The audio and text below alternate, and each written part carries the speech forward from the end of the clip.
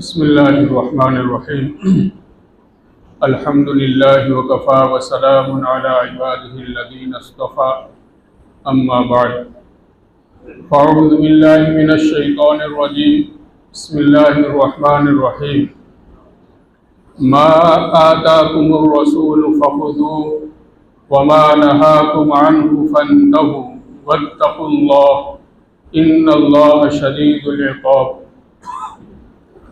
وقال الله تعالى كل نفس ذائقة الموت وإنما توفون أجوركم يوم القيامة فمن زحزح عن النار وأدخل الجنة فقد فاز وما الحياة الدنيا إلا متاع الغرور صدق الله العظيم۔ قابل احترام دینی بھائیوں اور بزرگوں،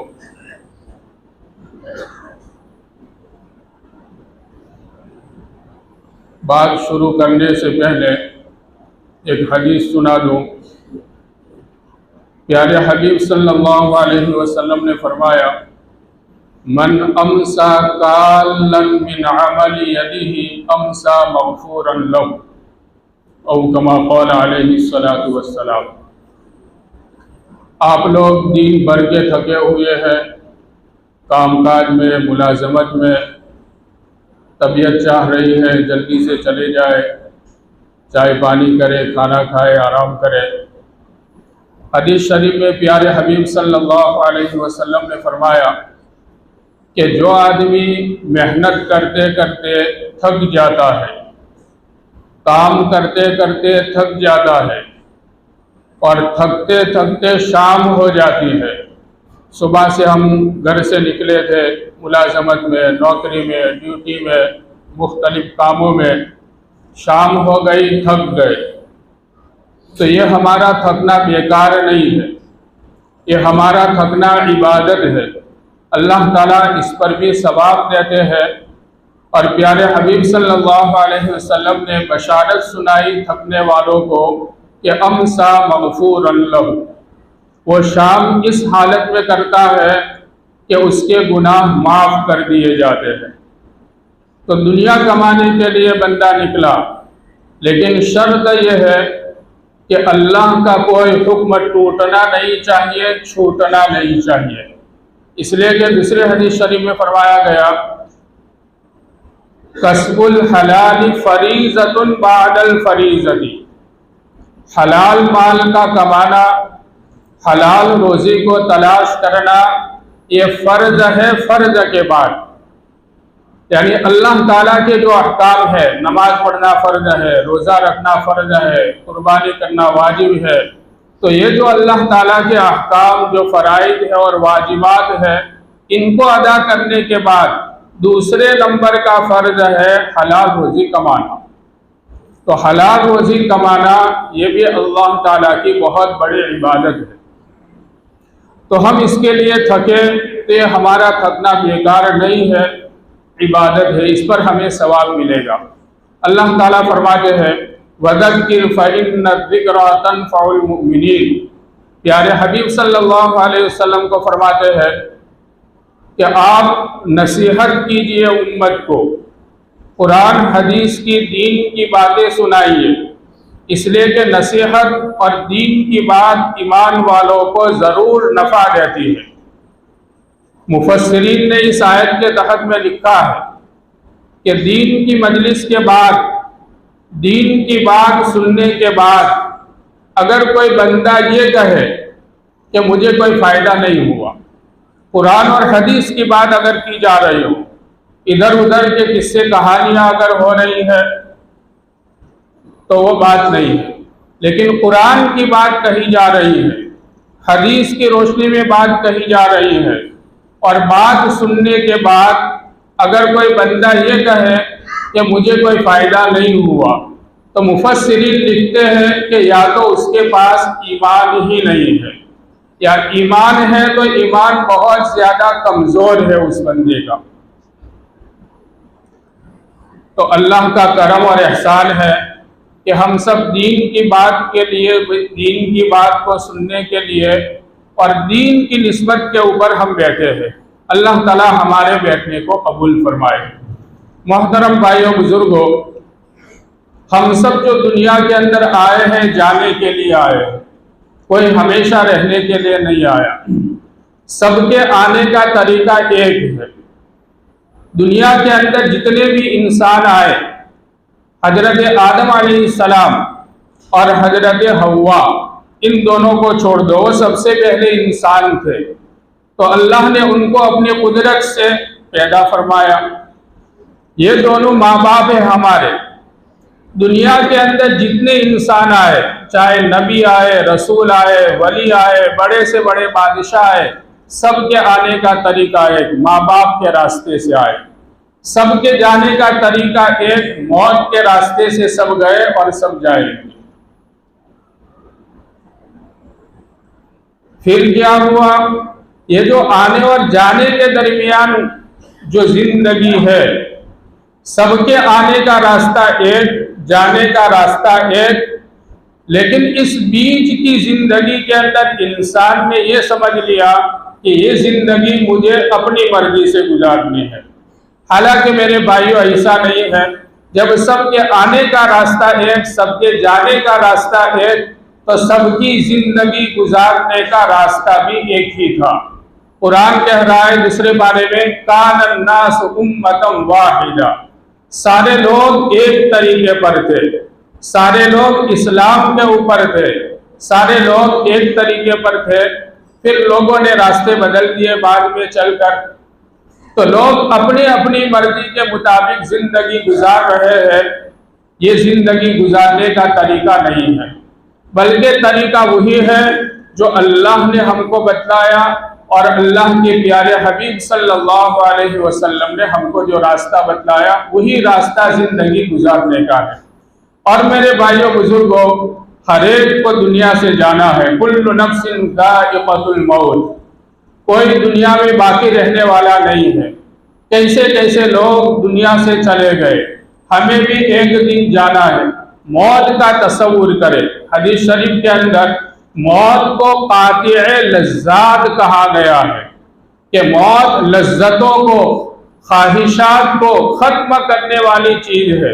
اسی لیے صحابہ کرام اپنی خوبصورت بیوی کے پہلو میں سوئے ہوئے ہیں، لیکن رو رہے ہیں۔ کیا ہوا؟ موت یاد آ گئی، پرصراط یاد آ گیا، میدان محشر یاد آ گیا۔ اس کے بعد کیا ہوگا؟ جنت کا فیصلہ ہوتا ہے، جہنم کا فیصلہ ہوتا ہے۔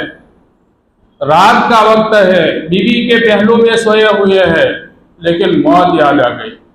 تو موت کو حدیث شریف کے اندر قاطع لذات کہا گیا ہے۔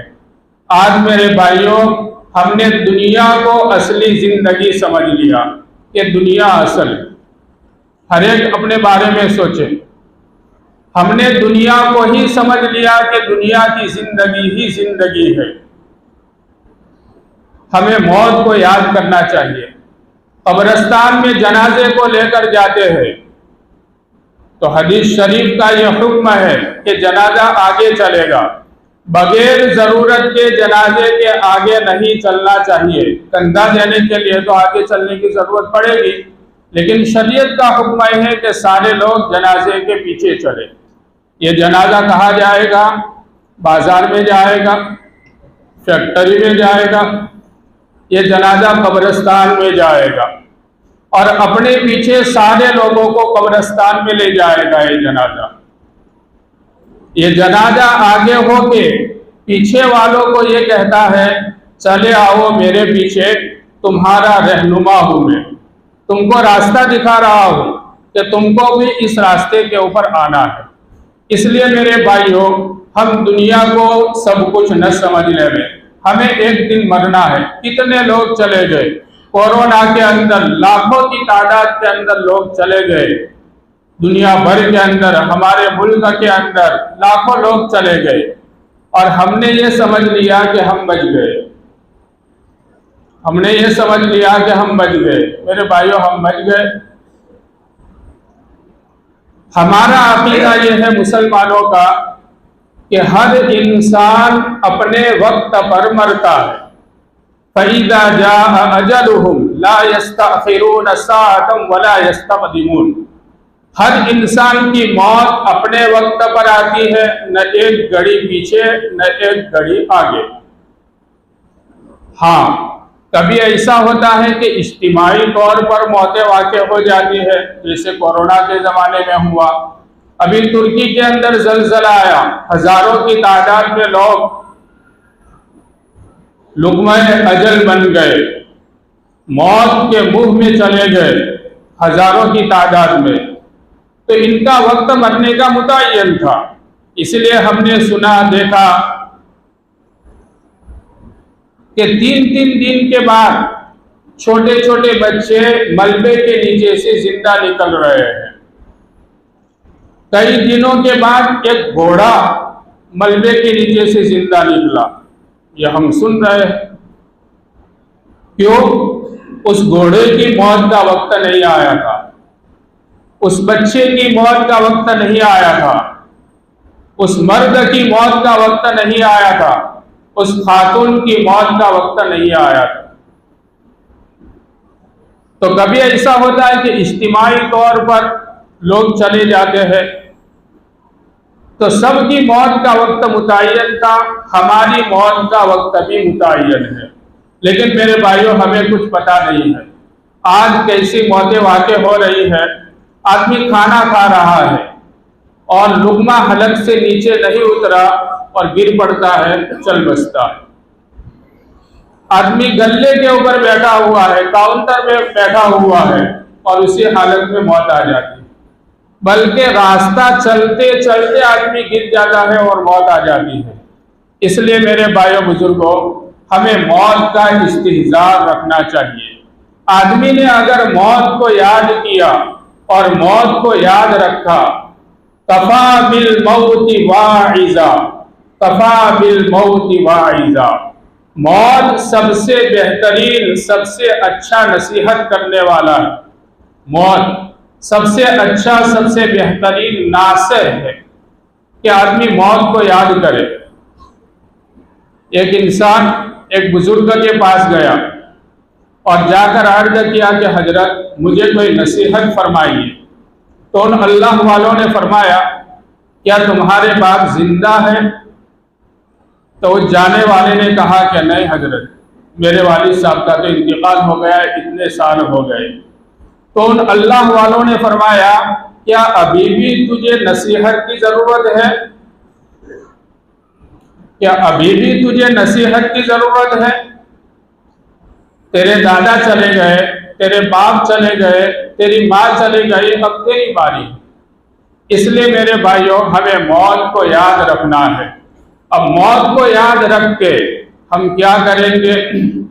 موت کو یاد رکھ کے دنیا کے اندر اللہ پاک نے ہم کو جو بھیجا ہے 2 کاموں کے لیے، وہ 2 کام یہ ہے کہ ہمارے اور اللہ کے درمیان میں جو معاملات ہیں ہم ان معاملات کو درست کر لیں، اور دوسرا ہمارے اور بندوں کے درمیان میں جو معاملات ہیں ان معاملات کو ہم درست کر لیں۔ بس یہ ہے زندگی گزارنے کا خلاصہ۔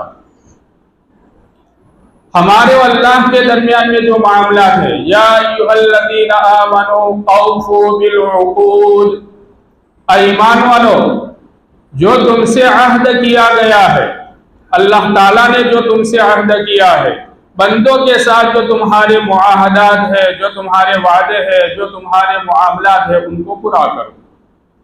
تو اللہ نے جو ہم کو حکم دیا ہے، جو اعمال ہم کو بتلایا ہے، تو وہ اعمال ہمیں بجا لانے ہیں۔ لیکن کس طریقے پر بجا لانے ہیں؟ دین کس چیز کا نام ہے؟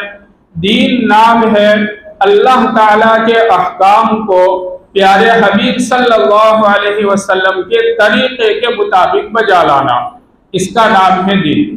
تو ہمارے اور اللہ کے درمیان میں جو معاملات ہے، اللہ نے جو احکام، جو اعمال بتائے ہیں، ہم اس کو بجا لائیں گے۔ اور لوگوں کے درمیان میں جو ہمارے معاملات ہیں، تو وہ معاملات بھی ہمارے درست ہونے چاہیے۔ اس لیے کہ میرے بھائیوں، ہر ایک کو مرنا ہے، اللہ کے حقوق بھی ہمیں بجا لانے ہیں، لیکن اگر اللہ کے حقوق کے بجا لانے میں کمی بیشی ہو گئی، اللہ تعالیٰ غفور الرحیم ہے، اللہ تعالیٰ معاف فرما دیں گے۔ لیکن اگر بندوں کے حقوق باقی ہے ہمارے ذمے، چاہے مالی حقوق ہو، چاہے جانی حقوق ہو، کسی بھی قسم کے حقوق ہو، تو وہ جب تک بندہ ادا نہیں کرے گا وہاں تک وہ حقوق معاف نہیں ہوں گے۔ حدیث شریف میں ہے، مسلم شریف کی روایت ہے کہ جب انسان شہادت کی موت پاتا ہے، اللہ کے راستے میں اس کو قتل کیا جاتا ہے، اس کو شہید کیا جاتا ہے اور وہ شہید ہو جاتا ہے، تو اللہ تعالیٰ اس کے سارے گناہ معاف فرما دیتے ہیں الا الدین، مگر قرض۔ لوگوں کے ساتھ جو اس کے معاملات ہیں وہ معاملات شہید کے بھی پوری دنیا چرچا کرے گی۔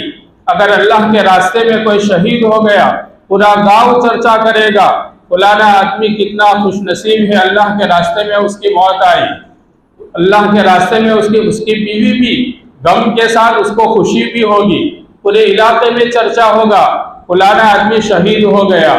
لیکن اگر اس کے ذمے قرض ہے الا الدین، پیارے حبیب صلی اللہ علیہ وسلم فرماتے ہیں کہ اگر لوگوں کے معاملات اور حقوق اس کے ذمے ہیں تو جب تک اس کی ادائیگی نہیں ہوگی اللہ تعالیٰ معاف نہیں فرمائیں گے۔ تو بندوں کے حقوق میرے بھائیوں بہت اہم ہیں۔ ابو داؤد شریف میں روایت ہے، ایک مرتبہ صحابہ کرام بیٹھے ہوئے تھے، پیارے حبیب صلی اللہ علیہ وسلم تشریف لائے اور آپ نے ان صحابہ کی مجلس کے اندر فرمایا کیا فلانے قبیلے کا کوئی آدمی ہے؟ صحابہ خاموش رہے، کسی نے کوئی جواب نہیں دیا۔ پھر سے آپ نے فرمایا کیا فلانے، اس قبیلے کا نام لیا آپ نے، فلانے قبیلے کا کوئی آدمی ہے؟ کوئی نہیں بولا، سب خاموش رہے۔ پھر آپ نے تیسری مرتبہ فرمایا کیا فلانے قبیلے کا کوئی آدمی ہے؟ تو ایک صحابی کھڑے ہوئے، آپ نے فرمایا کیوں کھڑے نہیں ہو رہے تھے؟ ایک کام کے لیے میں پوچھنا چاہتا تھا۔ پھر آپ نے فرمایا کہ جس قبیلے سے تمہارا تعلق ہے اس قبیلے کے ایک آدمی کا انتقال ہو گیا ہے اور اس کے ذمے قرض تھا، تو اس قرض کی وجہ سے وہ آدمی اپنی قبر کے اندر محبوس ہے، وہ عذاب کے اندر پکڑا ہوا ہے۔ کون فرما رہا ہے؟ کسی بزرگ کا قول ہے، کسی کو خواب آیا؟ پیارے حبیب صلی اللہ علیہ وسلم فرما رہے ہیں، بالکل پکی بات ہے، ابو داؤد شریف کی روایت ہے، علماء جانتے ہیں کہ یہ آدمی اپنے قرض کی وجہ سے قبر کے اندر پکڑا ہوا ہے۔ لیکن میرے بھائیوں وہ صحابہ کرام تھے، ایک دوسرے کے ہمدرد تھے، خیر خواہ تھے، فوراً ہی صحابہ کرام نے چندہ کیا، اس کے ذمے جو قرض تھا وہ رقم جمع کی اور اس کا قرضہ ادا کر دیا اور اس کو چھڑا دیا۔ اسی طرح ایک جنازہ لایا گیا پیارے حبیب صلی اللہ علیہ وسلم کے سامنے، آپ کو معلوم ہوا کہ ان کے ذمے کچھ قرض ہے۔ کون ہے؟ صحابی ہے، صحابی ہے، ان کے ذمے کچھ قرض ہے، اور قرض بھی معمولی 2 یا 3 دراہم، درہم چاندی کے سکے، یعنی تھوڑے سے پیسے، آج کے زمانے کے اعتبار سے 1000 روپے بھی نہیں ہوں گے، تو اتنا ان کے ذمے قرض تھا۔ تو پیارے حبیب صلی اللہ علیہ وسلم کو امت کے ساتھ کتنی شفقت ہے، کتنی شفقت ہے۔ اللہ تعالیٰ نے قرآن میں فرمایا لَقَدْ جَاءَكُمْ رَسُولٌ مِّنْ أَنفُسِكُمْ عَزِيزٌ عَلَيْهِ مَا عَنِتُّمْ حَرِيصٌ عَلَيْكُمْ بِالْمُؤْمِنِينَ رَءُوفٌ رَحِيمٌ۔ یہ پیارے حبیب صلی اللہ علیہ وسلم کے صفات بیان کیے گئے ہیں کہ جو تمہارے پاس رسول آئے وہ رسول ایسے ہے، لَقَدْ جَاءَكُمْ رَسُولٌ مِّنْ أَنفُسِكُمْ عَزِيزٌ عَلَيْهِ مَا عَنِتُّمْ۔ تمہارے اوپر کوئی تکلیف آتی ہے، کوئی تکلیف آتی ہے امت کے اوپر، تو نبی تڑپ جاتے ہیں، نبی تڑپ جاتے ہیں۔ ایک صحابی، دیکھیے یہ بات بھی ذہن میں ہونی چاہیے کہ انبیاء اور رسل علیہم السلام یہ معصوم ہے۔ معصوم ہونے کا مطلب یہ ہے کسی نبی سے کسی رسول سے کوئی گناہ صادر نہیں ہوتا ہے، کوئی نبی کوئی رسول کوئی گناہ نہیں کرتا ہے، اس لیے کہ ان کے ذریعے سے ایک سندیش ایک پیغام امت کو پہنچانا ہے، تو گناہ نبی اور رسول سے صادر نہیں ہوتا ہے۔ صحابہ کرام کے متعلق ہمارا اہل سنت والجماعت کا عقیدہ یہ ہے کہ صحابہ کرام معصوم نہیں ہے، محفوظ ہے۔ کیا مطلب؟ معصوم نہیں ہے انبیاء کی طرح، لہذا ان سے گناہ ہو سکتے ہیں، لیکن اللہ تعالیٰ ان کو گناہ کے اوپر برقرار نہیں رکھے گا۔ جیسے آج بہت سارے لوگ گناہ کرتے ہیں، اپنے گناہ کو چھپاتے ہیں، برملا گناہ کرتے ہیں، اس سے توبہ نہیں کرتے ہیں، بعد نعوذ باللہ اسی حالت کے اندر گناہ کی حالت میں دنیا سے چلے جاتے ہیں۔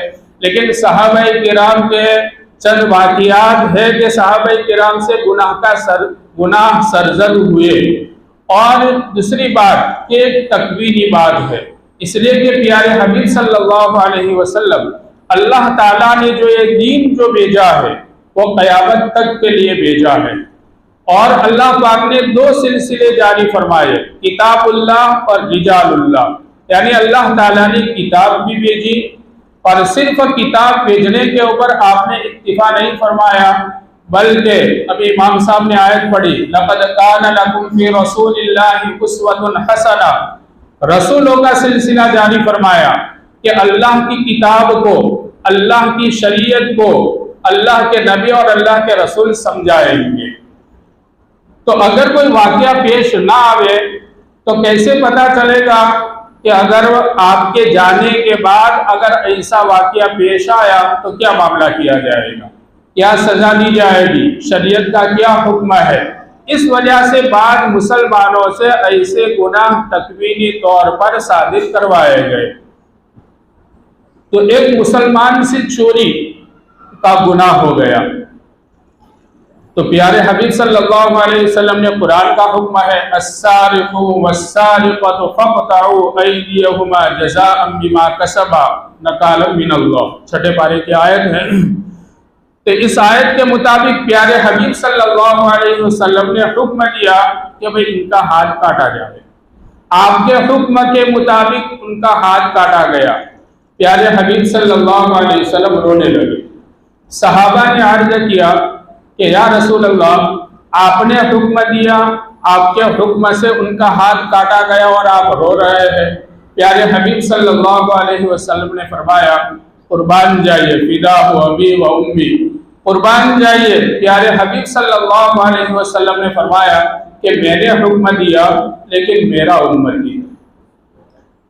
امتی ہے، تو عزیز علیہ ما عنتم، ذرا ایمان والے کو تکلیف پہنچتی ہے تو نبی کے اوپر شاق گزرتا ہے، حریص علیکم، قرآن کہہ رہا ہے کہ ہر وقت نبی ایمان والوں کو بھلائی پہنچے، فائدہ پہنچے، دینی اعتبار سے، دنیاوی اعتبار سے، اس کے لالچی رہتے ہیں، حریص رہتے ہیں، لالچی رہتے ہیں۔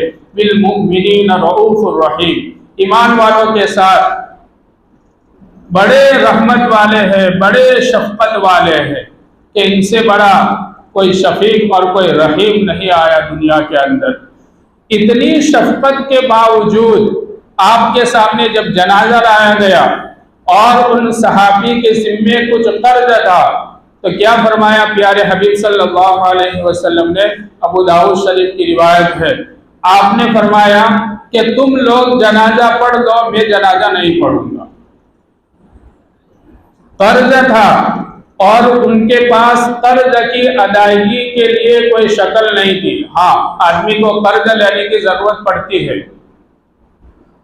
لیکن اگر اس کے پاس اس کا انتقال ہو گیا، اچانک انتقال ہو گیا، اور اس کی طرف سے اس کے لڑکوں نے ذمہ داری لے لی، یا اس کے پاس اتنا مال ہے کہ اس کی قرض کی ادائیگی ہو سکتی ہے تو کوئی بات نہیں، لیکن اس کے پاس قرض کی ادائیگی کا سامان مال نہیں ہے، اس کی طرف سے اگر کسی نے ذمہ داری نہیں لی تو میرے بھائیوں بڑی سخت بات ہے۔ دنیا میں سے تو انسان چلا گیا، لیکن آخرت کا معاملہ بڑا کٹھن ہے۔ تو ایک صحابی نے ذمہ داری لے لی، صحابہ تھے ایک دوسرے کے ساتھ ہمدردی کرنے والے، پھر اس کے بعد پیارے حبیب صلی اللہ علیہ وسلم نے جنازے کی نماز پڑھائی۔ اس لیے میرے بھائیوں، ہم سب کو مرنا ہے، جب مرنا ہے تو ہم اللہ کے درمیان میں، ہمارے درمیان میں جو معاملات ہیں، یعنی اللہ کے جو احکام ہیں، ان کو صحیح طریقے پر، مکمل طریقے پر ہم بجا لائیں، اور لوگوں کے ساتھ جو ہمارے معاملات ہیں، وہ حدیث شریف ہم نے بارہا سن رکھی ہے کہ آدمی اپنے آپ کو نمازی سمجھتا ہے، نیک سمجھتا ہے، صالح سمجھتا ہے، تسبیح پڑھتا ہے، نمازیں پڑھتا ہے، تہجد پڑھتا ہے، روزے رکھتا ہے، جماعت میں جاتا ہے، خانقاہ میں جاتا ہے، تعلیم پڑھنا پڑھانا ہوتا ہے، لیکن اگر لوگوں کے حقوق اس کے ذمے ہیں تو کل قیامت کے دن یہ سارے حقوق والے آئیں گے اور نمازیں چلی جائے گی، روزے چلے جائیں گے، پڑھنا پڑھانا چلا جائے گا، سارے نیک کام چلے جائیں گے۔ آپ نے فرمایا میری امت کا مفلس اور کنگال آدمی یہ ہے کہ جو پہاڑوں کے برابر اعمال لے کر آیا تھا اور سب دے دیا، دیوالیہ ہو گیا، وہ کنگال ہو گیا، بھکاری بن گیا، اور ابھی بھی لوگوں کے حقوق اس کے ذمے باقی ہے، تو اب نیکیاں تو ختم ہو گئی، کیا دے گا؟ تو لوگوں کے گناہ اس کے اوپر ڈالے جائیں گے، نیکیاں ختم اور گناہ اس کے اوپر ڈالے جائیں گے اور اس کو جہنم میں پھینک دیا جائے گا۔ میرے بھائیو، اللہ تعالیٰ میری آپ کی اور پوری امت کی حفاظت فرماوے۔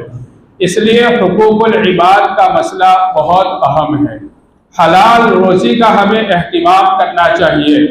حضرت ابن عباس رضی اللہ تعالیٰ عنہما کے حدیث ہے، حضرت سعد بن ابی وقاص رضی اللہ تعالیٰ عنہ نے عرض کیا، یا رسول اللہ، آپ میرے لیے دعا فرمائیے کہ اللہ تعالیٰ مجھے مستجاب الدعوات بنا دے۔ مستجاب الدعوات کا مطلب یہ ہے، بعض بندے ایسے ہوتے ہیں، اللہ والوں سے، بزرگوں سے دعائیں کروائی جاتی ہے کہ ان کا اللہ تعالیٰ کے ساتھ اتنا تعلق اور کانٹیکٹ ہو گیا ہے کہ وہ اللہ تعالیٰ سے جو کہتے ہیں اللہ تعالیٰ ان کی بات مان لیتے ہیں۔ حتیٰ کہ حدیث شریف میں ہے، مسلم شریف میں روایت ہے کہ بعض اللہ کے نیک بندے ایسے ہوتے ہیں کہ اگر وہ اللہ تعالیٰ پر قسم کھا لیتے ہیں تو اللہ تعالیٰ ان کے قسم کو بھی پورا فرما دیتے ہیں۔ مسلم شریف میں ایک واقعہ بیان کیا گیا ہے، حضرت انس بن نضر رضی اللہ تعالیٰ عنہ ایک صحابی، ان کی بہن کا واقعہ، ان کی بہن نے کسی عورت کا دانت توڑ دیا، تو شریعت کا قانون یہ ہے، وَكَتَبْنَا عَلَيْهِمْ أَنَّ النَّفْسَ بِالنَّفْسِ وَالْعَيْنَ بِالْعَيْنِ، چھٹے پارے کی آیت ہے کہ کسی نے کسی کو قتل کر دیا تو قرآن اور اسلامی قانون یہ ہے کہ اس قاتل کو قتل کر دیا جائے، اور اس کے اندر کوئی ظلم نہیں ہے۔ قرآن کہہ رہا ہے وَلَكُمْ فِي الْقِصَاصِ حَيَاةٌ يَا أُولِي الْأَلْبَابِ، اگر ایک انسان کو قتل کر دیا گیا اور اس کے بدلے میں اگر قاتل کو قتل کر دیا جائے اور یہ سزا سنا دی جائے تو کوئی ہمت کرے گا میرے بھائیوں کسی کو قتل کرنے کی؟ سزائے موت اسی دن فیصلہ کر دیا جائے۔ آج جرائم کا جو ارتکاب ہو رہا ہے اس کی وجہ یہی ہے کہ اس کے اوپر کوئی سزا نہیں مل رہی مجرموں کو۔ تو وَلَكُمْ فِي الْقِصَاصِ حَيَاةٌ، کسی کا دانت توڑ دیا تو اس کی سزا یہ ہے کہ اس کے بدلے میں اس کا بھی دانت توڑ دیا جائے۔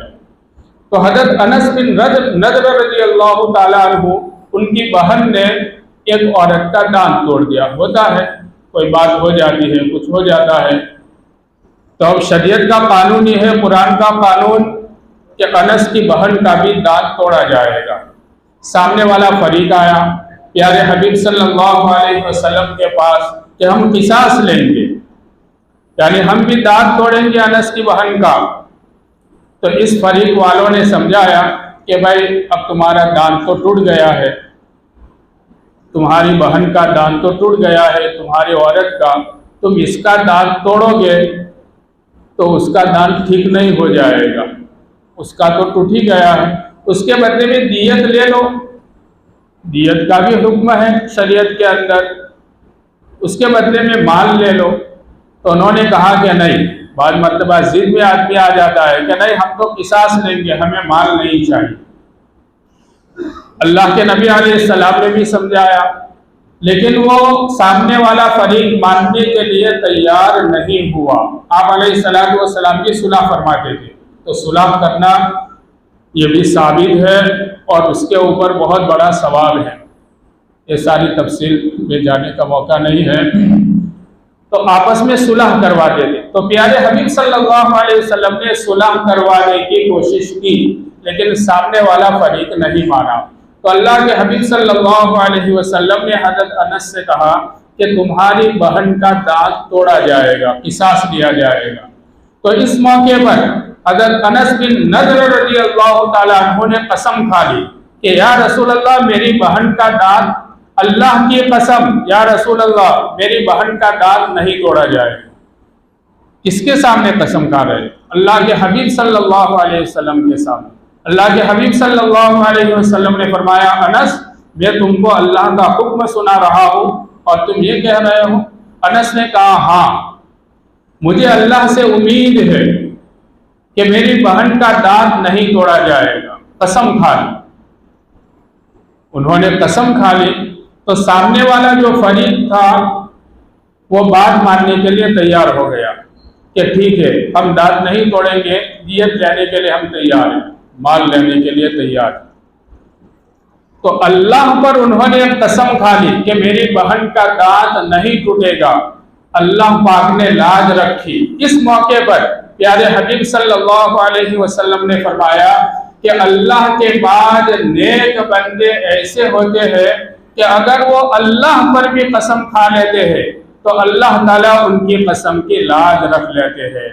تو ان صحابی نے سعد بن ابی وقاص رضی اللہ تعالیٰ عنہ نے عرض کیا یا رسول اللہ آپ میرے لیے دعا فرمائیے کہ میں مستجاب الدعوات بن جاؤں، میں جو دعا مانگوں وہ قبول ہو جائے۔ تو اللہ کے نبی علیہ السلام نے ان کو جو جواب دیا اور ان کو جو طریقہ بتلایا مستجاب الدعوات ہونے کا، وہ طریقہ ہم سب اپنا سکتے ہیں اور ہم سب مستجاب الدعوات بن سکتے ہیں۔ بننا ہے؟ بعض بزرگ بیٹھے ہیں، مجھے اس طرح سوال کرنا مناسب نہیں ہے۔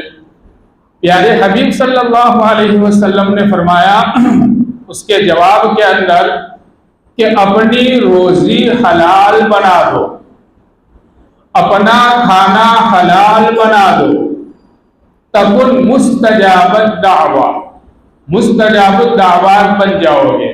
آج میرے بھائیوں ہمیں خود اپنی روزی کے اوپر غور کرنا چاہیے، اس لیے کہ ابو داؤد شریف کے اندر کتاب البیوع کی روایت ہے، کتاب البیوع میں کہ ایک زمانہ آئے گا کہ کوئی شخص باقی نہیں رہے گا مگر وہ سود کھانے والا ہو جائے گا۔ ایک زمانہ آئے گا کہ کوئی انسان باقی نہیں رہے گا مگر وہ سود کھانے والا ہوگا۔ اگر وہ براہ راست اور کھلم کھلا سود نہیں کھائے گا تو سود کا غبار اور دھواں بھی اس کو پہنچ کر رہے گا۔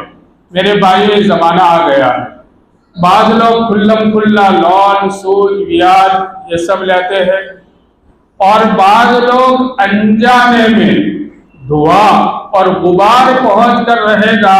اس کا مطلب یہ ہے کہ آدمی کو پتہ نہیں ہے، آدمی بینک سے کوئی معاملہ کر رہا ہے، شیئر مختلف کمپنیوں کے شیئر ہوتے ہیں، آدمی کو پتہ نہیں ہوتا ہے، جائز سمجھتا ہے اس کو، کسی نے ہماری دعوت کر دی،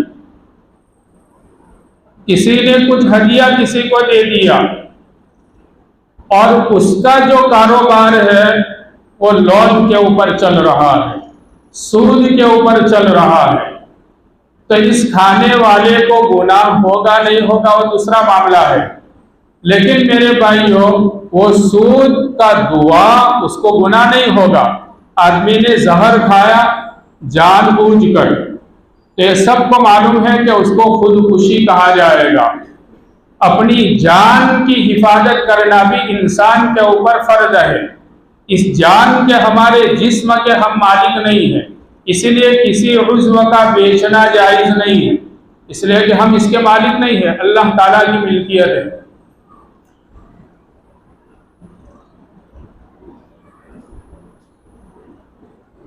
تو آدمی نے جان بوجھ کر اگر زہر کھایا تو اس صورت کے اندر اس کو خودکشی کہا جائے گا، لیکن کسی دوسرے نے کھلا دیا، بھول سے آدمی نے زہر کھا لیا، چلا گیا پیٹ کے اندر اور آدمی کا انتقال ہو گیا، تو اس کو خودکشی نہیں کہا جائے گا۔ لیکن میرے بھائیوں، بھول سے اس نے زہر کھا لیا، کسی دوسرے نے اس کو کھلا دیا، تو کیا وہ آدمی مرے گا نہیں؟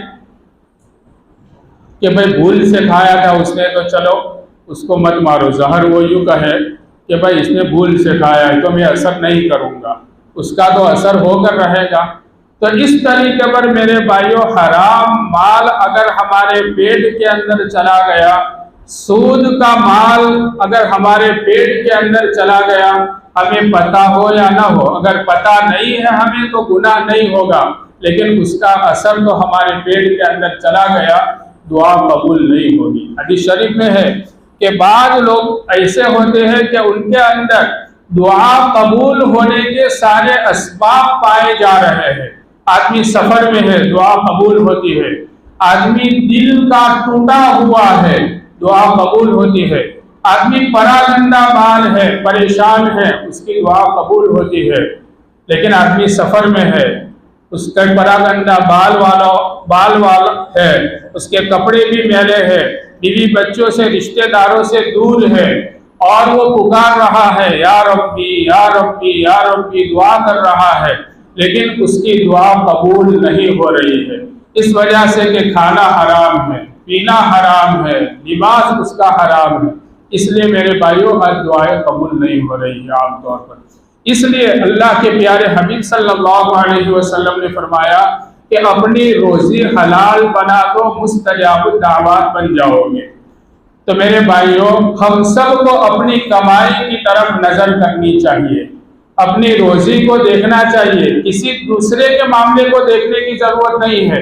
اللہ تعالیٰ فرما رہے ہیں یا ایھا الذین آمنوا علیکم انفسکم، ایمان والو اپنی فکر کرو، ایمان والوں اپنی فکر کرو، میں نماز پڑھ رہا ہوں یا نہیں پڑھ رہا ہوں، رمضان المبارک کا مہینہ آ رہا ہے، میں کتنی عبادت کر رہا ہوں، میرے پاس کتنا مال ہے اور کتنے مال کی میں زکوٰۃ ادا کر رہا ہوں، پوری زکوٰۃ ادا کر رہا ہوں یا نہیں کر رہا ہوں، فلانا کیا کر رہا ہے اس کو دیکھنے کی ضرورت نہیں، فلانا کس طرح کاروبار کر رہا ہے نہیں، میں اپنے کاروبار کو دیکھوں۔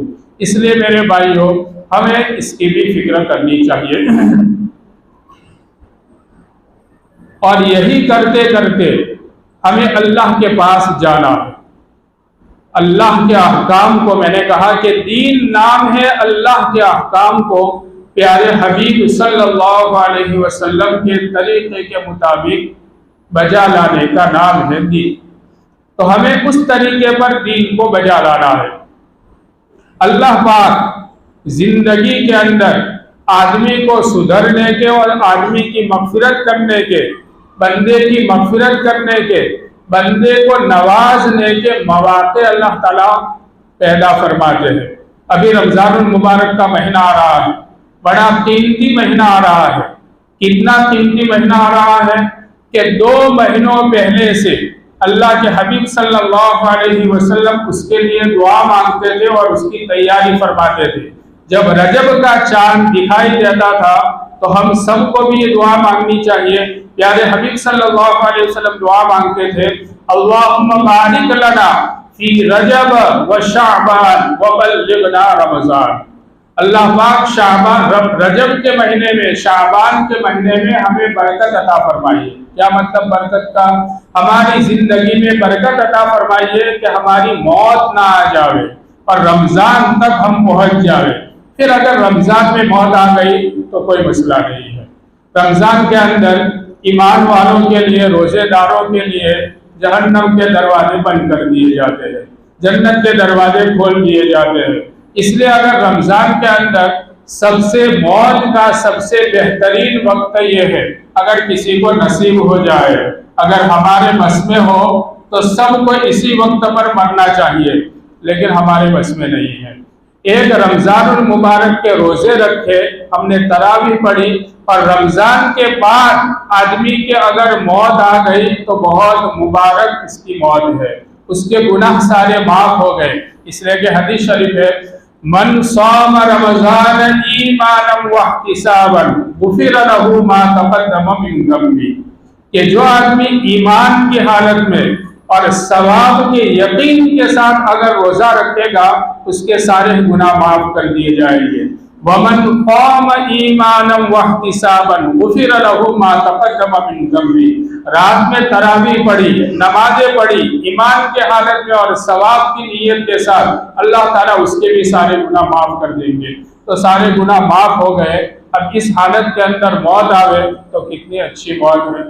اور دوسری موت کا وقت یہ ہے کہ بندے نے حلال مال سے حج کیا، حج کرنے کے بعد گناہوں سے ایسا پاک صاف ہو جاتا ہے گویا کہ آج ہی اپنی ماں کے پیٹ سے وہ پیدا ہوا ہے، اس کے گناہ معاف ہو گئے۔ تو یہ بھی مرنے کا اچھا وقت ہے، تو ہمیں تمنا کرنی چاہیے اور دعا کرنی چاہیے کہ اللہ تعالیٰ ہمیں ایسی پاکیزہ موت نصیب فرمائے۔ تو اللہ تعالیٰ میرے بھائیوں ایسے مواقع فراہم کرتے ہیں کہ اس کے اندر بندہ کما لے۔ ان مبارک گھڑیوں میں سے ایک گھڑی اور ایک رات جو کل کی جو رات ہے، جس کو شب برات کہا جاتا ہے، آج پیر کا دن ہے، کل منگل کا دن ہے، تو منگل کا دن اور بدھ کے بیچ کی جو رات ہے اس 15ویں شعبان ہے، اس کو شب برات کہا جاتا ہے۔ برات کے معنی ہے پاک صاف ہو جانا۔ اس رات کے اندر اللہ تعالی حدیث میں اس رات کے بہت سارے فضائل بیان کیے گئے ہیں۔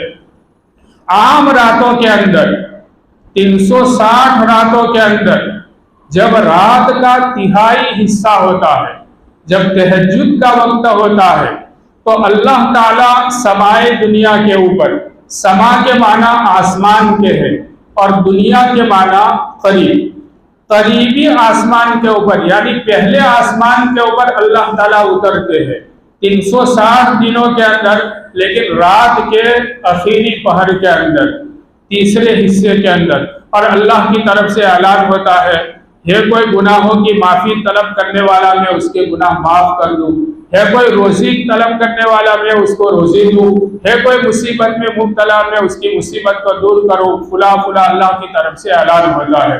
لیکن میرے بھائیوں، آئندہ کل جو رات آنے والی ہے، شب برات جس کو کہا جاتا ہے، تو اس رات کے اندر آئندہ کل کی رات میں جب غروب ہو جائے گا، سورج ڈوبے گا، تو اسی وقت سے اللہ تعالیٰ سمائے دنیا کے اوپر آتے ہیں۔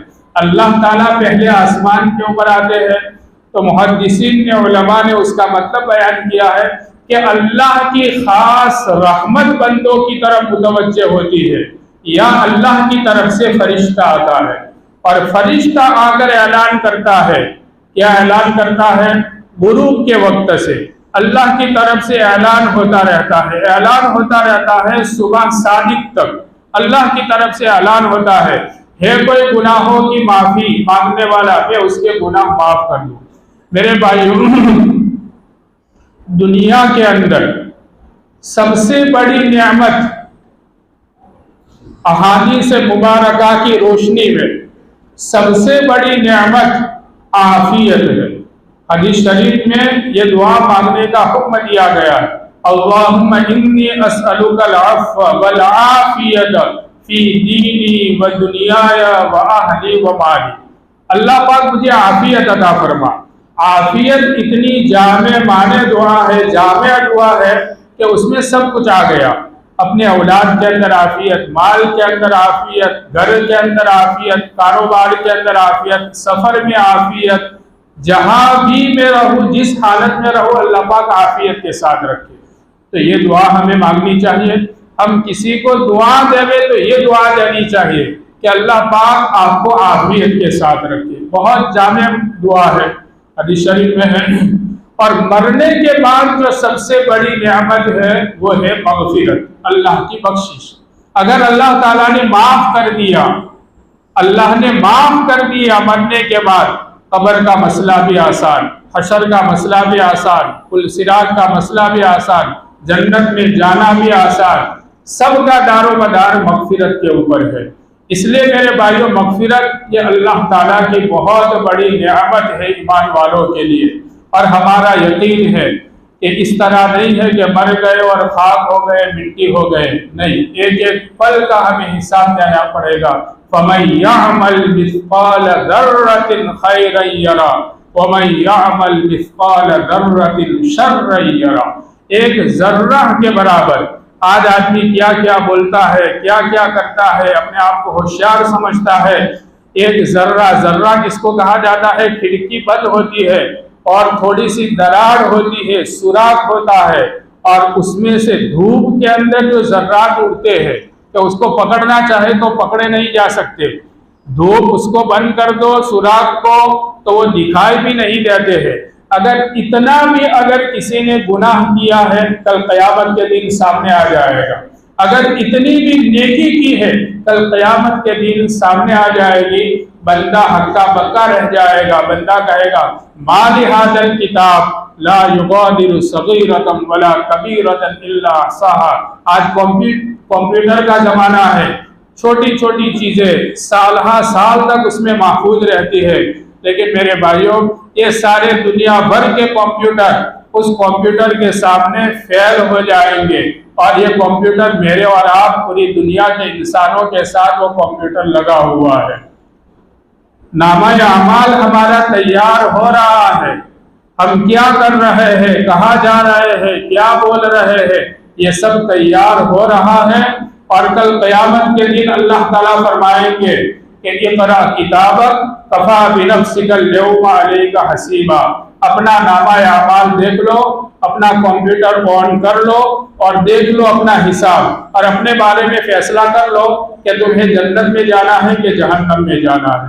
اس لیے میرے بھائیوں، کوئی انسان گناہوں سے پاک صاف نہیں ہے۔ اللہ تعالیٰ نے قرآن میں فرمایا فَلَا تُزَكُّوا أَنفُسَكُمْ، اپنے آپ کو پاک مت سمجھو۔ بڑے سے بڑا ولی، انبیاء اور رسول کو چھوڑ کر کوئی دنیا کا انسان اپنے آپ کو پاک نہیں سمجھ سکتا ہے۔ اس لیے میرے بھائیوں، ہم سب گنہگار ہیں۔ اس رات کے اندر ہمیں گناہوں کی معافی مانگنی ہے، اللہ کی طرف سے اعلان ہوتا ہے۔ اللہ تعالیٰ انتظار میں ہے کہ بندہ مچھر کی آنکھ کے برابر بھی اگر بندہ میرے سامنے آنسو بہائے گا، ان اللہ یغفر الذنوب جمیعا، اللہ تعالیٰ سارے گناہوں کو معاف کر دیں گے۔ اس لیے میرے بھائیوں، نا امید ہونے کی ضرورت نہیں ہے۔ ہم نے گناہ کیے ہیں، رات میں کیے ہیں، دن میں کیے ہیں، اب ہم اصلاح کر لے، فکر کر لے کہ ہم گناہوں کو چھوڑ دیں گے، تو اللہ کے سامنے آنے والی رات کے اندر ہمیں گناہوں سے توبہ کرنی ہے، گناہوں کی معافی مانگنی ہے۔ تو اللہ کی طرف سے ایک اعلان تو یہ ہوتا ہے غروب کے وقت سے، دوسرا اعلان ہوتا ہے کہ ہے کوئی روزی طلب کرنے والا، میں اس کو روزی دوں۔ آج میرے بھائیوں، اس معاملے کے اندر ہر انسان پریشان ہے، تو یقین کے ساتھ صرف مانگنا، زبان سے الفاظ بولنا یہ کافی نہیں ہے، بلکہ اللہ سے یقین کے ساتھ۔ حجاج بن یوسف طواف کر رہا تھا، ظالم ہے، ظالم الامہ اس کو کہا جاتا ہے، کہ اس نے صحابہ کرام کو شہید کیا، بڑے بڑے تابعین کو اس نے شہید کیا، حجاج بن یوسف نے۔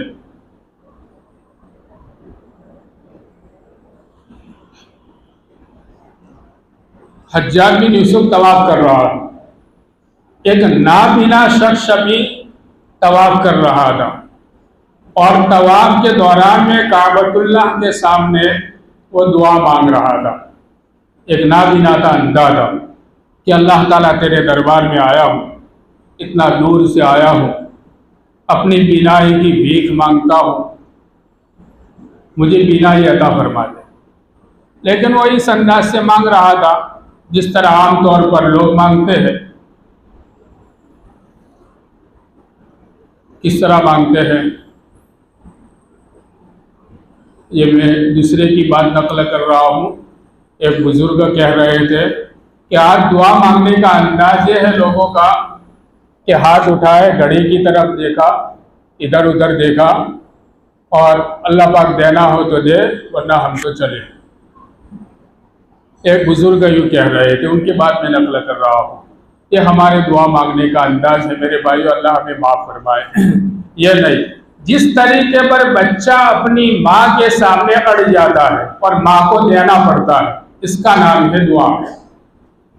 रोता है, चिल्लाता है, पैर पकड़ता है, जमीन पर लोट पोट होता है और माँ को मजबूर होकर देना पड़ता है, इसका नाम है दुआ। इस तरह अल्लाह के सामने दुआ मांगनी चाहिए। तो वो नाफिला भी इसी तरह दुआ मांग रहा था। हज्जाज बिन यूसुफ का गुजर हुआ। हज्जाज बिन यूसुफ था, उसको पहचानते थे, तो उसने एक लात मारी उस अंधे को और कहा, वो अंधे जानता है कौन हूँ? कि नहीं, अंधा हूँ। कहा हज्जाज बिन यूसुफ, वो डर गया। उसने कहा, देख मैं तवाफ कर रहा हूँ, मेरा 7वां चक्कर पूरा होने से पहले पहले अगर तेरी बीनाई वापस नहीं आई तो कत्ल करवा दूंगा। 7 चक्कर पूरे होते होते तेरी बीनाई वापस आ जानी चाहिए। अब वो बेचारा, अब वो अल्लाह के सामने उसके दुआ मांगना, गिड़गिड़ाना जो शुरू किया है कि बस रोने लगा कि अब मेरी जान गई। अब तो हज्जाज बिन यूसुफ 7वें चक्कर में जब उसके पास आया तो उसकी बीनाई लौट आई। मेरे भाई, इसका नाम है दुआ। तो अल्लाह के सामने हमें इस तरीके पर दुआ मांगनी चाहिए। अल्लाह की तरफ से ऐलान होता है कोई मुसीबत में मुब्तला, मैं उसकी मुसीबत को दूर करूं। है कोई फलानी चीज के अंदर मुब्तला, जो भी आदमी अपनी दुआ मांगता है अल्लाह पाक उसकी दुआ को कबूल फरमाते हैं। हज़रत मुआज़ बिन जबल रज़ियल्लाहु ताला अन्हु की रिवायत है कि 5 रातें ऐसी है कि उन 5 रातों को अगर बंदा जिंदा रखे, जिंदा रखने का मतलब यह है कि उन रातों के अंदर अल्लाह की इबादत करे। वो 8 रातें है, उसमें से एक 15वीं रात है, शाबान की 15वीं रात शब बारात जिसको कहा जाता है। 8वीं ज़िलहिज्जा, 9वीं ज़िलहिज्जा, 10वीं ज़िलहिज्जा, ईद उल फित्र की रात, ये 4 रातें और 5वीं रात शब बारात।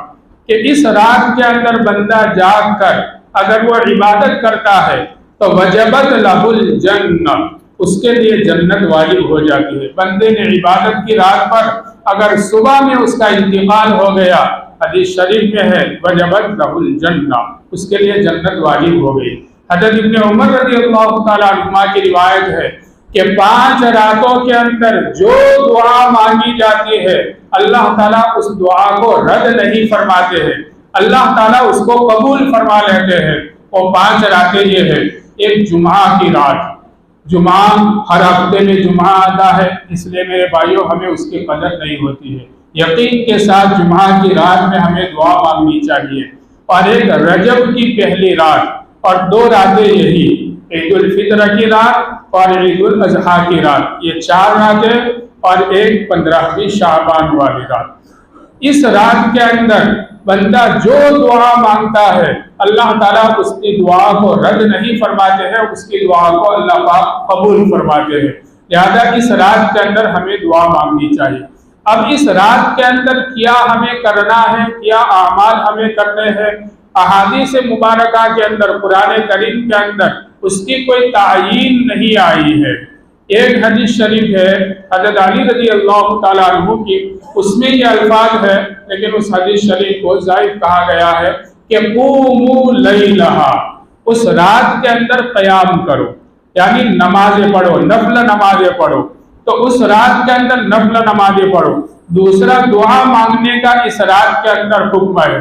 अब नमाज के अंदर बंदा नमाज पढ़ता है तो नमाज के अंदर अल्लाह का जिक्र भी आ गया, नमाज के अंदर दुरूद शरीफ भी पढ़ता है बंदा। इसलिए इस रात के अंदर आदमी जो इबादत करना चाहे कर सकता है। खास तौर पर मगरिब की नमाज जमात के साथ हमें पढ़ने का एहतिमाम करना चाहिए। आइंदा कल عشاء کی نماز جماعت کے ساتھ پڑھنے کا اہتمام کرنا چاہیے، تہجد پڑھنی چاہیے، فجر کی نماز جماعت کے ساتھ پڑھنے کا ہمیں اہتمام کرنا چاہیے، اور اللہ تعالیٰ جتنے ہمیں توفیق دے اللہ کا ذکر کرنا چاہیے، قرآن کی تلاوت کرنی چاہیے، نوافل پڑھنے چاہیے، اور دعا خوب کرنی چاہیے اس رات کے اندر، صدقہ خیرات کرنا چاہیے اللہ کے نام پر۔ تو جو عبادت کرنا چاہے ہم اس رات کے اندر عبادت کر سکتے ہیں، اس کا کوئی خاص طریقہ متعین نہیں ہے۔ دوسری بات، یہ جو رات ہے یہ رات بجٹ کی رات ہے میرے بھائیوں، بہت اہم رات ہے۔ پیارے حبیب صلی اللہ علیہ وسلم جب شعبان کا مہینہ آتا تھا تو آپ نے فرمایا کہ شعبان شہری، شعبان میرا مہینہ ہے، وشہر رمضان شہر اللہ، کہ شعبان میرا مہینہ ہے اور رمضان یہ اللہ کا مہینہ ہے۔ آپ جب شعبان کا مہینہ آتا تھا تو آپ کثرت کے ساتھ روزے رکھتے تھے، شعبان کے مہینے میں پہلی تاریخ سے روزہ رکھنا شروع کرتے تھے، اور اخیر کے اندر 26 27 تاریخ کو پھر روزہ رکھنا آپ چھوڑ دیتے تھے، تاکہ رمضان اور شعبان کے درمیان میں فصل ہو جاوے، رمضان کا مہینہ الگ ہو جاوے۔ تو کثرت کے ساتھ آپ اس مہینے کے اندر روزے رکھتے تھے۔ کیوں روزے رکھتے تھے؟ اس لیے کہ اس مہینے کے اندر یہ شب برات آنے والی ہے، 15ویں شعبان آنے والی ہے، یہ بجٹ کی رات ہے۔ بجٹ کی رات کا مطلب یہ ہے کہ جب انسان اپنی ماں کے پیٹ میں ہوتا ہے اور جب 4 مہینے کا ہوتا ہے تو اس میں جان ڈالی جاتی ہے، جب جان ڈالی جاتی ہے اس وقت اس بچے کے متعلق ابھی اپنے ماں کے پیٹ میں ہے، وہ حمل میں ہے، حمل کی شکل میں ہے، اس کے متعلق سب لکھ دیا جاتا ہے۔ یہ بچہ دنیا میں جائے گا، وہ کتنے دنوں تک کتنے سالوں تک یہ زندہ رہے گا، کب اس کی موت آئے گی، کہاں اس کی موت آئے گی، کیا کھائے گا، کیا پیے گا، کیا اعمال کرے گا، یہ سب کچھ لکھ دیا جاتا ہے۔ ایک ٹوٹل یعنی پوری زندگی میں وہ کیا کرے گا یہ مجموعی طور پر لکھ دیا جاتا ہے، جس کو لوح محفوظ کہا جاتا ہے۔ تو لوح محفوظ کے اندر یہ سب کچھ پوری زندگی ہر انسان کی لکھی ہوئی ہے۔ لیکن میرے بھائیوں، ہم یہ جانتے ہیں اور سنتے ہیں کہ دنیا دار الاسباب ہے، اللہ پاک قادر المطلق ہے، بغیر ماں باپ کے بھی اللہ تعالیٰ انسان کو وجود میں لا سکتے ہیں، بچے کو وجود میں لا سکتے ہیں، لیکن یہ اللہ کی قدرت تو ہے لیکن اللہ کی سنت نہیں ہے، اللہ کا یہ طریقہ نہیں ہے۔ اللہ کا طریقہ تو یہی ہے کہ ماں باپ کے واسطے سے بچہ وجود میں آئے گا، تو یہ اللہ تعالیٰ کی سنت ہے، اللہ تعالیٰ کا یہ قانون ہے۔ تو جب اللہ تعالیٰ کا یہ قانون ہے، کیا کہہ رہا تھا؟ ہاں، یہ بجٹ کی راز ہے۔ تو لوح محفوظ کے اندر اللہ پاک نے سب کچھ لکھ دیا ہے، لیکن یہ دنیا دار الاسباب ہے۔ جب دار الاسباب ہے تو 1 سال کا بجٹ فرشتوں کے حوالے کیا جاتا ہے، جو فرشتے انسان کی موت لینے کے اوپر مامور ہے، بعض فرشتے وہ ہیں جو بندوں کی روزی، بندوں کی حفاظت کرنے والے ہیں، بندوں کے اعمال دین میں 2 مرتبہ عصر کی نماز ہو جاتی ہے تو فرشتے، رات والے فرشتے آ جاتے ہیں، جب فجر کی نماز ہو جاتی ہے تو دن والے فرشتے آ جاتے ہیں۔ یہ اللہ کی طرف سے یہ فرشتوں کی ڈیوٹیاں ہے۔ تو آئندہ کل جو رات آنے والی ہے شب برات، تو اس میں سال بھر کے اندر کیا کیا ہونے والا ہے یہ ہر انسان کے متعلق ان فرشتوں کے حوالے کیا جاتا ہے کہ سال بھر میں تم کو یہ کام کرنا ہے اور اس بندے کے متعلق یہ کام کرنا ہے، کہ کون پیدا ہوگا اس سال کے اندر، کون پیدا ہوگا، کون مرے گا، کون کیا اعمال کرے گا، بندے کا رزق اور اس کی روزی کتنی اتاری جائے گی، کیسی اتاری جائے گی۔ تو میرے بھائیوں، یہ رات بجٹ کی رات ہے۔ تو پیارے حبیب صلی اللہ علیہ وسلم نے فرمایا کہ شعبان شہری، شعبان میرا مہینہ ہے۔ آپ اس مہینے کا بہت اہتمام فرماتے تھے اور تقریباً پورے مہینے کے روزے رکھتے تھے۔ تو ہمیں بھی چاہیے کہ اس مہینے کے ہم بہت قدر کریں، اور آپ روزے اس لیے رکھتے تھے کہ میں یہ چاہتا ہوں کہ میرا نامہ اعمال میرا جو ہے یہ سال بھر کا بجٹ فرشتوں کے حوالے کیا جاوے تو اس حالت میں کیا جاوے کہ میں روزے کی حالت میں ہوں، اللہ کی عبادت کرنے کی حالت میں ہوں۔ تو اس لیے میرے بھائیوں، آئندہ کل کی جو رات ہے وہ ہمیں غفلت کے ساتھ نہیں گزارنی چاہیے۔ ہمارا بجٹ، ہماری موت ہو تو موت، ہماری جو بھی حالت ہو تو وہ اس حالت کے اندر لکھا جاوے کہ ہم قرآن کی تلاوت کر رہے ہو، اور اگر ہماری موت ہے تو اس تلاوت کی حالت میں ہماری موت لکھی جا رہی ہو، ہم اللہ کے سامنے سجدے کی حالت میں ہو اور ہماری موت لکھی جا رہی ہو، نیک اعمال ہم کر رہے ہو اور ہماری موت لکھی جا رہی ہو۔ اس لیے میرے بھائیوں، آئندہ کل کی جو رات ہے تو اس رات کی ہمیں بہت زیادہ قدر کرنی ہے۔ اس رات کے اندر اللہ تعالیٰ بالکل معافی کا عام اعلان کر دیتے ہیں۔ حدیث شریف میں ہے کہ عرب کے اندر ایک قبیلہ تھا، قبیلہ بنو بکر۔ یہ قبیلہ بہت زیادہ بھیڑ بکریاں رکھنے والا قبیلہ تھا، بہت زیادہ بکریاں پالتا تھا، بھیڑ دمبے پالتا تھا یہ قبیلہ۔ تو پیارے حبیب صلی اللہ علیہ وسلم نے فرمایا کہ قبیلہ کلب کے بھیڑ بکریوں کے بدنوں پر جتنے بال ہیں، اتنے بالوں کے بقدر اللہ تعالیٰ اس رات کے اندر اپنے مسلمان بندوں کی مغفرت فرما دیتے ہیں۔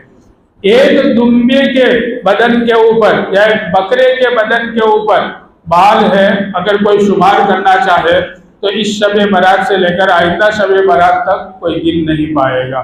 تو اتنے سارے لوگوں کی کروڑ کروڑ ارب خرب لوگوں کے اللہ تعالیٰ مغفرت فرما دیتے ہیں اس رات کے اندر۔ اس لیے میرے بھائیوں، اس رات کی ہمیں بہت زیادہ قدر کرنی ہے، لیکن یہ بات بھی ہمیں آگے کی بات بھی سننی چاہیے اور سمجھنی چاہیے۔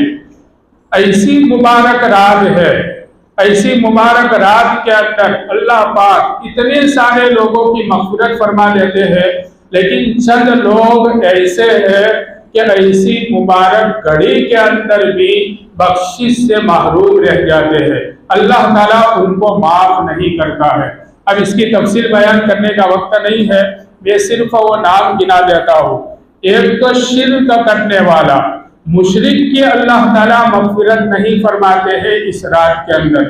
اللہ کا شکر ہے ہم نے کلمہ پڑھا ہے، ہم سب نے لا الہ الا اللہ محمد رسول اللہ، ہمارے پاس ایمان ہے، یہ بات تو ہمارے اندر نہیں ہے۔ لیکن جو دوسری آگے کی جو باتیں ہیں وہ حدیث شریف کے اندر بیان کی گئی ہے، اگر ان میں سے کوئی بات ہمارے اندر میرے اندر نہیں پائی جا رہی ہے تو مجھے اللہ کا شکر ادا کرنا چاہیے۔ لیکن اگر میرے بھائیوں، اگر ان باتوں میں سے اگر کوئی بات میرے اندر پائی جا رہی ہے تو وہ رات کل آنے والی ہے، ابھی 24 گھنٹے کا وقت ہے ہمارے پاس، ہمیں اللہ کے سامنے پکی سچی توبہ کر لینی چاہیے اس رات کے آنے سے پہلے، اور اپنی اصلاح کر لینی چاہیے تاکہ آئندہ آنے والی رات میں ہماری بخشش ہو جائے۔ تو دوسرا گناہ کیا ہے؟ کینہ پرور، کینہ رکھنے والا، دل میں داغ رکھنے والا، جس کو حقد کہا جاتا ہے عربی کے اندر، کینہ رکھنے والا۔ کینہ کس کو کہا جاتا ہے؟ انبنا ہوتا ہے، برتن پاس میں ہوتے ہیں تو اس میں آواز کھٹ پٹ ہوتی ہے، تو مسلمان سے ایسا ہو جاتا ہے، لیکن ہو گیا تو اس کو معاف کر دینا چاہیے۔ دل میں داغ رکھنا، کینہ رکھنا کہ ٹھیک ہے ابھی تو میں بول نہیں سکا لیکن آئندہ موقع آنے دو، اس کا بدلہ لیں گے۔ انتقام کا جذبہ رکھنا، بدلہ لینے کا جذبہ رکھنا، یہ ہے کینہ۔ تو اگر آدمی کے دل کے اندر یہ بیماری ہے، یہ مرض ہے، یہ گناہ ہے، ایسے آدمی کی اللہ تعالیٰ بخشش نہیں فرماتے ہیں۔ اس لیے میرے بھائیوں، مسلمانوں کو ہمیں معاف کر دینا چاہیے۔ ہمارے سامنے وہ فتح مکہ کا واقعہ ہمارے سامنے ہونا چاہیے۔ پیارے حبیب صلی اللہ علیہ وسلم کو کتنی تکلیفیں پہنچائی گئی۔ آپ علیہ السلام کو نبوت ملی، نبوت کے بعد 13 سال تک آپ مکہ مکرمہ میں رہے، چین سکون کے ساتھ آپ کو رہنے نہیں دیا۔ آپ کو کتنی تکلیفیں پہنچائی گئی کہ آپ ہجرت فرما کر مدینہ منورہ چلے گئے، مدینہ منورہ چلے گئے، وہاں بھی آپ کو چین سکون سے نہیں رہنے دیا۔ سن ہجری 8 میں مکہ مکرمہ فتح ہوا، یعنی 13 سال وہ اور 8 سال یہ 21 سال ہوئے۔ 21 سال تک پیارے حبیب صلی اللہ علیہ وسلم کو تکلیفیں پہنچائی گئی، آپ کو زخمی کیا گیا، آپ کی بیٹی کو شہید کیا گیا، آپ کے دندان مبارک شہید کر دیے گئے، توڑ دیے گئے، آپ کی 2 بیٹیوں کو طلاق دی، کتنے صحابہ کرام کو شہید کر دیا گیا، کتنی صحابیات بیوہ ہو گئی، کتنے بچے یتیم ہو گئے ان 21 سالوں کے اندر۔ لیکن میرے بھائیوں، جب مکہ مکرمہ فتح ہوا، قربان جائیے میرے اور آپ کے آقا حضرت محمد مصطفیٰ صلی اللہ علیہ وسلم پر مکہ مکرمہ فتح ہوا، آپ کعبۃ اللہ کے اندر تشریف لے گئے۔ کعبۃ اللہ سے باہر آپ کعبۃ اللہ کا دروازہ پکڑ کر چوکھٹ کے اوپر ہاتھ رکھ کر آپ کھڑے رہے۔ مشرکین مکہ سب سامنے ہیں اور وہ ڈر رہے ہیں ہمارے بارے میں کیا فیصلہ ہوگا، اس لیے کہ ان کو اپنے کردار کا پتہ تھا، ہم کیا کر چکے ہیں نبی کے ساتھ، صحابہ کے ساتھ، مسلمانوں کے ساتھ، وہ انتظار میں تھے۔ پیارے حبیب صلی اللہ علیہ وسلم نے فرمایا کہ تم میرے بارے میں کیا گمان رکھتے ہو، میں تمہارے ساتھ کیا معاملہ کروں گا؟ ان مشرکین مکہ نے کہا انت اخ کریم وابن اخ کریم، آپ پیارے بھائی ہیں، شریف بھائی ہیں اور ہمارے شریف بھتیجے ہیں، ہم آپ سے عفو اور کرم کی امید رکھتے ہیں۔ پیارے حبیب صلی اللہ علیہ وسلم نے فرمایا کہ میرے بھائی یوسف نے جو اپنے بھائیوں سے کہا تھا لا تثریب علیکم اليوم، وہ بات میں تمہیں کہہ رہا ہوں، میں تم سب کو معاف کر رہا ہوں۔ میرے بھائیوں، کس کو معاف کیا آپ نے؟ کس کو معاف کیا؟ ان لوگوں کو معاف کیا جنہوں نے 21 سال تک صرف آپ کو تکلیف نہیں پہنچائی، آپ کی جان کے دشمن رہے، آپ کے رشتہ داروں کو قتل کیا۔ کس کو معاف کیا؟ مشرکین کو معاف کیا۔ کس کو معاف کیا؟ کفار کو معاف کیا۔ کس کو معاف کیا؟ اپنے شہر والوں کو معاف کیا۔ کس کو معاف کیا؟ اپنے محلے والوں کو معاف کیا۔ کس کو معاف کیا؟ اپنے رشتہ داروں کو معاف کیا۔ میرے بھائیوں، ہم اپنے سگے بھائی کو معاف نہیں کر سکتے، ہم اپنے سگے بیٹے کو باپ کو معاف نہیں کر سکتے، ہم اپنی سگی بہن کو معاف نہیں کر سکتے۔ اس لیے میرے بھائیوں، ہم اس مجلس میں سے اٹھے، ہر مسلمان کے متعلق ہمارا دل بالکل صاف ہو جائے، اس طریقے پر ہم اٹھے، ہر ایک کو ہم معاف کر دیں، اللہ تعالیٰ بہت خوش ہوتے ہیں۔ تو میرے بھائیوں، ایک یہ ہے کہ کینہ رکھنے والا اللہ تعالیٰ اس کی مغفرت نہیں فرماتے ہیں، قطع تعلق کرنے والا، رشتے ناطے کو توڑنے والا، اس کی اللہ تعالیٰ مغفرت نہیں فرماتے ہیں۔ والدین کا نافرمان، ماں باپ کا کہنا نہ ماننے والا، ماں باپ کی سیوا چاکری خدمت نہ کرنے والا، اللہ تعالیٰ اس کی مغفرت نہیں فرماتے ہیں۔ ازار کو، پجامے کو، پتلون کو، لنگی کو ٹخنوں سے نیچے لٹکانے والا، یہ تکبر کی بات ہے، اللہ تعالیٰ اس کی مغفرت نہیں فرماتے ہیں۔ ایک شراب کا عادی، اس کی اللہ تعالیٰ مغفرت نہیں فرماتے ہیں۔ قاتل نفس، کسی کو جان بوجھ کر قتل کرنے والا، اللہ تعالیٰ اس کی مغفرت نہیں فرماتے ہیں۔ زانی کی اللہ تعالیٰ مغفرت نہیں فرماتے ہیں، جادوگر کی اللہ تعالیٰ مغفرت نہیں فرماتے ہیں۔ اس لیے میرے بھائیوں، خدا کرے ہم میں سے کوئی اس گناہ کے اندر مبتلا نہ ہو، لیکن اگر کوئی کسی گناہ کے اندر مبتلا ہے تو اللہ کے سامنے ہمیں پکی سچی توبہ کرنی چاہیے اور اس رات کے ہمیں خوب قدر کرنی چاہیے۔ ایک بات صرف رہ گئی، ایک بات کہہ دوں، ایک قبرستان میں جانے کا معاملہ اس رات کے اندر، تو میں نے شروع میں آیت پڑھی تھی ما آتاکم الرسول فخذوہ وما نہاکم عنہ فانتہوا، یہ ہمارے لیے تعلیم ہے، ہم اپنی مرضی سے کچھ نہیں کریں گے، ہمارے آقا نے جو کام کرنے کا ہمیں حکم دیا احادیث مبارکہ میں وہ ہم کریں گے، جن کاموں سے ہمیں روکا ہے اس سے ہم رکیں گے۔ قبرستان میں جانے کا مسئلہ یہ ہے کہ صرف ایک روایت کے اندر ایک موقع پر، اور وہ بھی چپکے سے، پیارے آقا صلی اللہ علیہ وسلم قبرستان میں گئے ہیں۔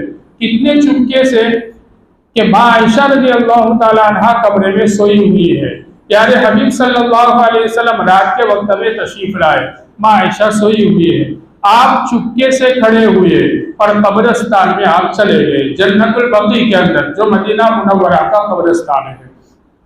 माँ आयशा रज़ी अल्लाह ताला अन्हा की आँख खुली, देखा कि आका नहीं है। तो सौकनों का मामला था, तो दिल में ये बात आई कि किसी दूसरी बीवी के पास तो आप नहीं चले, गैरत आई। तो आपको तलाश करने के लिए निकली माँ आयशा रज़ी अल्लाह ताला अन्हा। तो तलाश करते करते कब्रिस्तान में वो पहुंची, जन्नतुल बकी में। तो आप कब्रिस्तान में थे और आप दुआ फरमा रहे थे, इसके लिए लिल मुमिनीन वल मुमिनात वश्शुहदा, ईमान वालों के लिए, मर्दों के लिए, औरतों के लिए, जो जिंदा थे उनके लिए आप दुआ फरमा रहे थे, वश्शुहदा, जो मर गए थे, शहीद हो गए थे, उनके लिए भी आप दुआ फरमा रहे थे। आपने माँ आयशा को, अपनी बीवी को भी आपने इत्तला नहीं दी कि मैं कब्रिस्तान जा रहा हूँ। तो इससे मालूम हुआ कि अगर कोई आदमी जिंदगी भर में, यानी कब्रिस्तान जाने का मामला कोई अहम मसला नहीं है। हदीस शरीफ से जो बात मालूम हुई, कब्रिस्तान में जाना ये कोई असल मसला नहीं है। असल मसला ये रात अल्लाह की इबादत में गुजारने का मसला है कि इस रात को तो आपने इत्तला नहीं दी और आप चुपके से चले गए। इसलिए अगर इस तरीके पर आदमी कभी कभार जाना चाहे तो तन्हा तन्हा जा सकता है कभी कभार, लेकिन मुस्तकिल इसका मामूल बना देना और जो कुछ हो रहा है वो मेरे भाइयों अहादीस और सुन्नत और शरीयत की खिलाफ बात है। सुन्नत और शरीयत की जो बात है वो मैंने आपके सामने बयान कर दी। इसलिए रात जागने की रात है।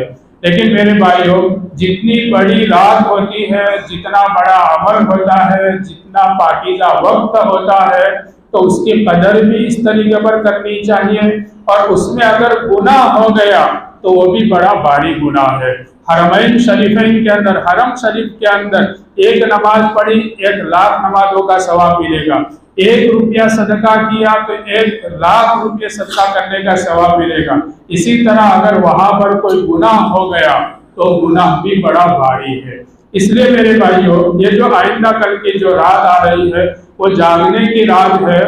बड़े बूढ़े जो बुजुर्ग लोग हैं वो तो इस रात को इसी में गुजारेंगे, लेकिन जवान है, नौजवान है, जज्बा है, चलो घूमे फिरे और फिर रात में आकर 2 रकात नमाज पढ़ लेंगे तो जागना हो जाएगा। मेरे अजीजों और मेरे छोटे भाइयों, उन जवानों से मैं कह रहा हूँ, ये रात इस तरीके पर सिर्फ जागने की नहीं है। अगर उसमें हमसे कोई गुनाह हो गया तो उससे बेहतर तो ये था कि हम इशा की नमाज पढ़ के चुपचाप सो जाते। इसलिए इस रात के अंदर कोई गुनाह नहीं होना चाहिए, इधर उधर घूमना नहीं होना चाहिए। हम अपने पैरों के अंदर बेड़ियां डालते हुए, आंखों के ऊपर हम पट्टी बांधते हुए, कानों के अंदर रुई ठोसते हुए और अल्लाह के दरबार के अंदर हम पड़ जावे और एक रात की हम कदर करते हुए अल्लाह ताला हमें माफ करेंगे। दुनिया के हालात कैसे हैं, अपने लिए, उम्मत के लिए, मरहूमीन के लिए, सब के लिए दुआ करें। अल्लाह ताला हमारी दुआ को कबूल करें।